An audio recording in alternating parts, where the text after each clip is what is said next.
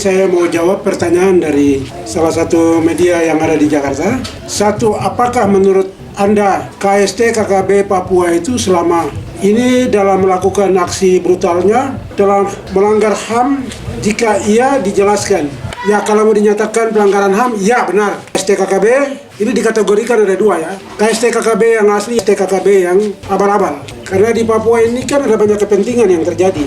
Eksploitasi tambang dan lain sebagainya. KST KKB, kalau yang aslinya berarti dia berjuang untuk si Papua Merdeka. Itu juga ada KST KKB Bayangan, juga digunakan oleh kepentingan-kepentingan oknum-oknum. Baik itu para pengusaha, bahkan juga ada para pejabat. Dilihat dari yang tadi pertanyaan dari salah satu media Jakarta, apakah KST itu perlu diberantas? Itu bukan menyelesaikan masalah. Itu nanti di sana nanti terjadi pelanggaran HAM. Oke lah, selama ini masyarakat menganggap TNI Polri sebagai pelanggaran HAM terberat. Ternyata masyarakat juga tidak sadar bahwa mereka juga bagian daripada pelaku pelanggaran HAM. Ini adalah sebab akibat, tapi yang sekarang masyarakat buat pelanggaran HAM itu dasarnya dari apa? Misalnya sekarang mereka di kelompok gunung contohnya. Mereka lakukan pembantaian TNI Polri, bukan saja TNI Polri, termasuk masyarakat.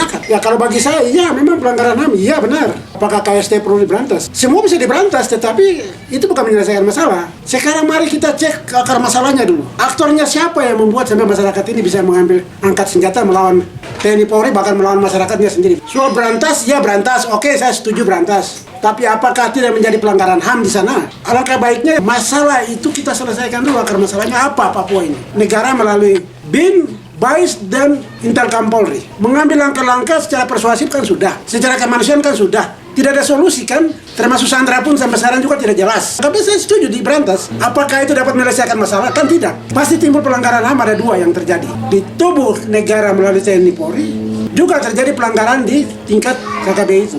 Saya kembalikan lagi, sekarang tinggal pilih. Berantas TNI Polri, pelanggaran HAM. Tidak diberantas KKB juga pelanggaran HAM. Solusi saya kasih sekarang aktornya dicari. Kalau aktornya sudah diambil, dengan sendirinya masalah Papua akan reda. Contoh saja air, kalau kita sudah keringkan dari sumber, dari hulu sampai hilir kering. Tapi kalau hulunya tidak dikeringkan sebagai sumbernya, saya anggap Papua tidak akan selesai masalahnya. Secara tegas saya katakan, aktor intelektualnya, konglomeratnya, atau para aktor oknum pejabatnya kalau tidak diambil, masalah tidak selesai. Karena hari ini KST KKB ada dua, yang asli dan bayangan. Bayangan ini proyek terbesar yang sekarang terjadi di Papua. Itu juga bagian daripada yang dibilang KST KKB.